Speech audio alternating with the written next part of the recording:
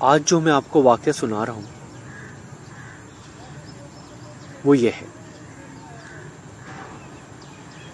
ایک بادشاہ کشتی میں بیٹھ کر دریا کی سیر کر رہا تھا۔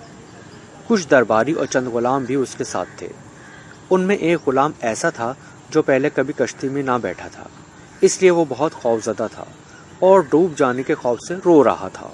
بادشاہ کو اس کا اس طرح رونا اور خوف زدہ ہونا بہت ناگوار گزر رہا تھا، لیکن غلام پر منع کرنے اور ڈانٹنے ڈپٹنے کے بالکل اثر نہ ہوتا تھا۔ کشتی میں ایک جہاں دیدہ اور دانا شخص بھی سوار تھا۔ اس نے غلام کی حالت دیکھی تو بادشاہ سے کہا کہ اگر حضور اجازت دیں تو یہ خادم اس خوف زدہ غلام کا ڈر دور کر دے۔ بادشاہ نے فوراً اجازت دے دی اور دانش مند شخص نے غلاموں کو حکم دیا کہ اس شخص کو اٹھا کر دریا میں پھینک دو۔ غلاموں نے حکم کی تعمیل کی اور رونے والے غلام کو اٹھا کر دریا کے اندر پھینک دیا۔ جب وہ 3-4 غوطے کھا چکا تو دانا شخص نے غلاموں سے کہا کہ اب اسے دریا سے نکال کر کشتی میں سوار کر لو۔ چنانچہ غلاموں نے اس کے سر کے بال پکڑ کے کشتی میں گھسیٹ لیا اور وہ غلام جو ذرا دیر پہلے ڈوب جانے کے خوف سے بری طرح رو رہا تھا، بالکل خاموش اور پرسکون ہو کر ایک طرف بیٹھ گیا۔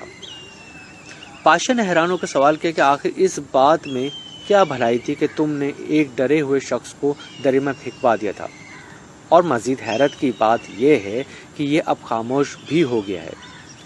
دانا شخص نے جواب دیا، حضور والا، اصل بات یہ تھی کہ اس نے کبھی دریا میں غوطے کھانے کی تکلیف نہ اٹھائی تھی، اس طرح سے اس کے دل میں اس آرام کی کوئی قدر نہ تھی جو اسے کشتی کے